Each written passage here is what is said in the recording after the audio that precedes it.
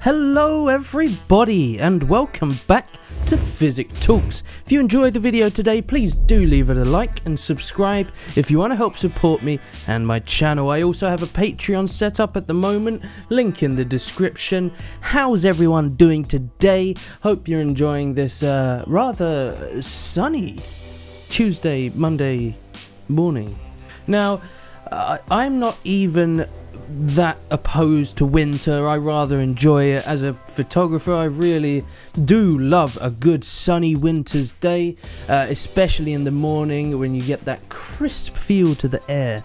Rather enjoyable. Anyway, today we are going to be talking about some very interesting things indeed, my friends. I've been wanting to get out a solid video on a subject like this for quite a while, and now I have a lot of reason to do so. So today we are going to be discussing YouTube demonetization, specifically a secret YouTube meeting which has been leaked and exposed, and wow, it is just not surprising at all, really. In fact, several names were mentioned, so-called toxic channels. This would include Onision, Keemstar, and some other people that could potentially be terminated because of this this secret meeting and all this discussion of YouTube demonetization. So without further ado, let us roll that banging intro. So like I said in the intro, today I'm going to be talking about demonetization, specifically some tweets that were posted by someone named Dogtower. So this guy has basically leaked a lot of information regarding a secret meeting from YouTube that was hosted last year, and this meeting discussed several YouTubers that are considered toxic. These are all basically drama channels, all of which could be terminated if YouTube decided that was what should be done. These YouTubers included Onision, Grade A Under A, Leafy, Keemstar, and a lot more other people. Now, as much as I think a lot of these channels are toxic, and as much as I dislike a lot of the things they do, I don't think that they should be demonetized, and I don't think they should have their accounts terminated.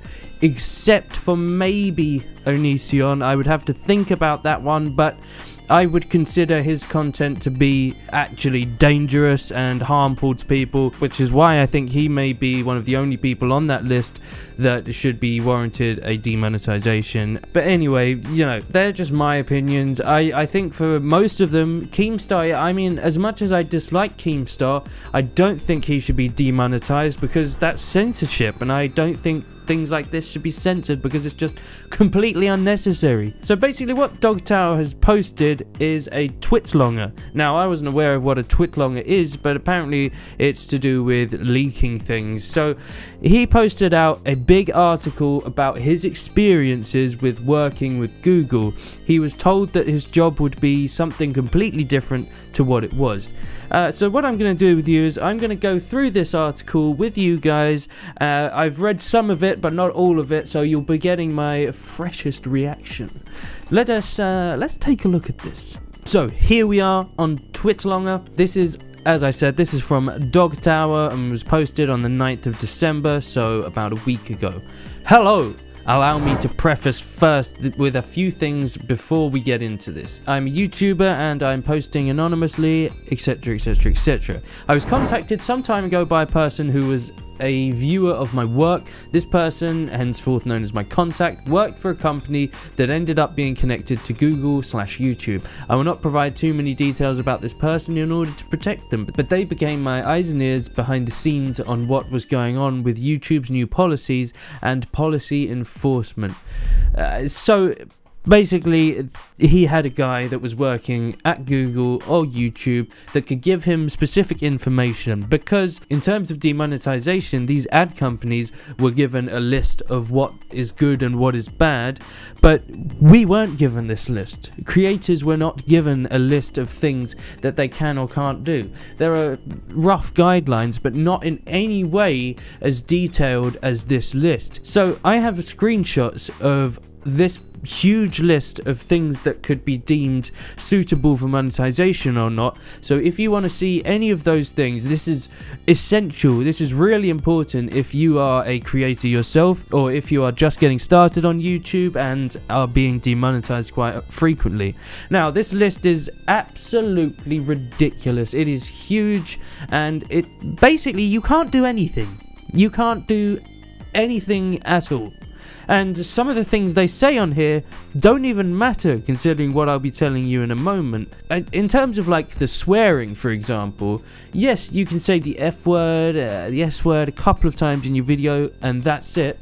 But I don't think that's true. I don't think you're really able to swear at all in your videos, because I believe that several of my videos have been demonetized simply for swearing once or twice, because I think they must have systems in place where they can detect speech and detect swearing and automatically demonetize because of that, because I've noticed this happen in videos where I've done absolutely nothing wrong except for swearing a few times. So, like I say, this list is very important if you want to avoid demonetization, and I am really glad that this has finally been put out into the public, and I'm really disappointed in YouTube for not sharing this with the actual creators, the actual people that make this website what it is, the actual people that make money for Google. Yeah, those people, those important bloody people that YouTube seems to forget about. These are the people that need to see this stuff. I'm just looking at it now, and it's like 1, 2, 3, 4, 5 screenshots of vast amounts of information. You've got inappropriate language, lewd or explicit language in the audio, video, imagery and or video title, mark any instance of hate speech, racial or derogatory language, etc, etc. This is excessive profanity, any language intended to offend or spread hate. But yeah, you get the picture. I will put those screenshots in the description. This was posted by Dog Tower, so he's the man you want to be thanking for this. Anyway, let's return to this article. Google, some months ago, put out a job posting which required a number of different people to work on one project. Google claimed in the posting that they needed a third-party company to work as web search evaluators. My contact worked for the unnamed company that put in for the job and was accepted by Google. My contact didn't know what to expect from the job, but was told to sign a non-disclosure agreement in order to be part of it. My contact accepted and signed the NDA. Now, once the NDA was signed, my contact found that they weren't working as a web search evaluator, they were demonetizing YouTube videos. Great! That's a great way of hiring someone, by basically lying to them to get them to do your dirty work. Great! So, they would be given YouTube videos to review and had a checklist of sorts to go through to be sure the video fit certain criteria. This is where those screenshots come into play. Now, this bit is really important and really just awful. Just awful. One of the most important things to take away from this is that if the person reviewing the video wouldn't feel comfortable watching the video in public, it should be automatically demonetized. My contact stated that the company told them that if they were on the fence about a video and didn't really know if it violated any of YouTube's new rules, to demonetize the video anyway. Also, if the reviewer doesn't find anything listed that's wrong with the video, they are allowed to insert their own personal belief on something that is sensitive or inappropriate and can have the video demonetized that way as well. Great. Great. Good God, YouTube. Unbelievable. Well, actually, that's a lie. It's entirely believable because YouTube does stupid shit like this all the damn time, and it's really frustrating knowing this. You know that when you make a video, it doesn't even matter if you follow these rules, because they can just decide to go against it anyway if there's something they slightly dislike. And these are people that don't even know what job they're being signed up for, so they're probably people that might not really care about YouTube particularly, and may be incredibly sensitive to just about anything. There are so many people like this. There are like extreme Christian people that would literally be sensitive to anything slightly vulgar. This is so bad. This is so bad. So, this is where the article says, here are the screenshots from the third company's viewpoint. This will hopefully provide insight for creators who are confused on how YouTube decides what is okay and what isn't.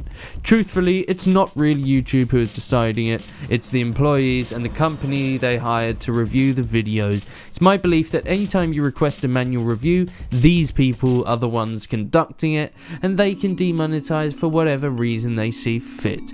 This is the thing. When your video is demonetized, you are allowed to request a manual review, but that's only if you get over 1,000 views on the video, which sucks.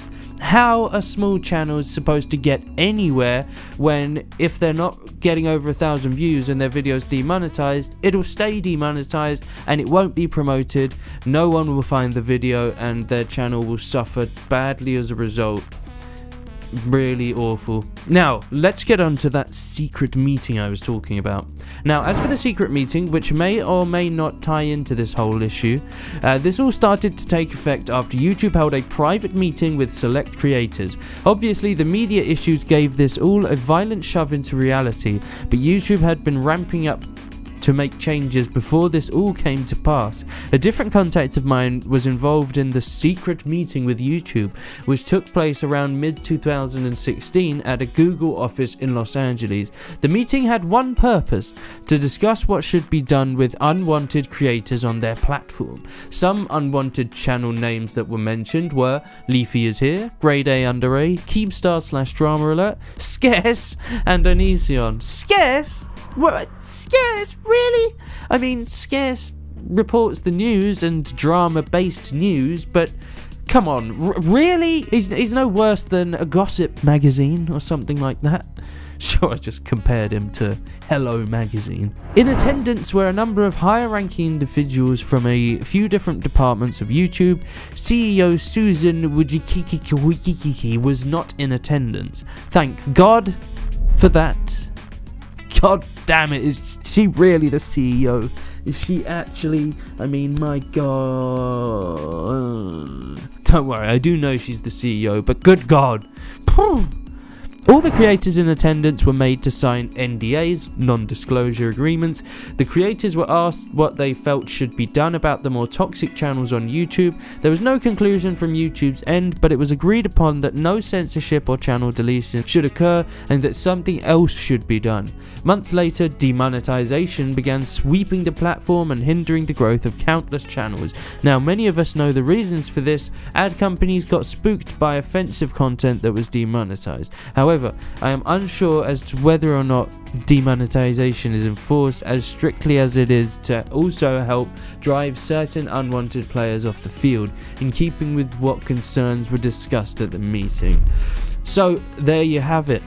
These certain channels may have escaped termination this time, but this may have caused massive issues if these two events are related. If they decided instead to just demonetize as frequently as possible just to scare away some of these channels, it's really bad, and it's almost worse because it affects everyone in that way. I don't think these channels have escaped demonetization anyway. I think if they've already had a meeting discussing whether they should terminate these channels, I'm sure that there will still be problems around this kind of thing in the future. To be honest, I mean, as toxic as some of these channels are, they're not nearly as bad as some other channels on YouTube. What about all the horrendous toy channels that pretty much 90% of them view bot, which is completely illegal. Pretty much 90% of them have the most outrageous, disturbing, violent and disgusting content that is completely inappropriate to children. And they're awful. They're really bad, but they rake in the views, don't they? They rake in all the YouTube ad money. So YouTube doesn't mind. It's kid-friendly content. Family-friendly, PG clean, some might say. And yeah, I think Onisions is definitely the most warranted channel to be on that list, because of mainly the whole deal with him and the forums of underage girls that he would rate on how attractive they are, that I would consider a reason for demonetization, because it is definitely harmful. I mean, we can see that from this girl that continued to self-harm after his incredibly blunt and cruel statements. So that's that basically.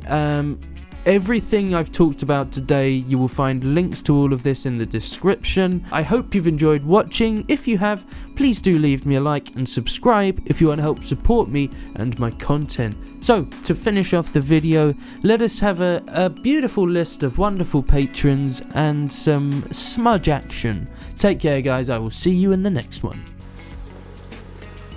Hello.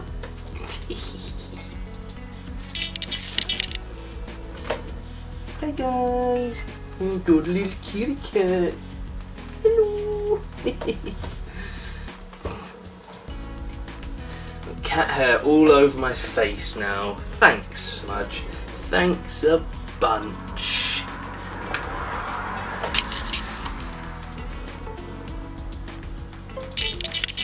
Cat.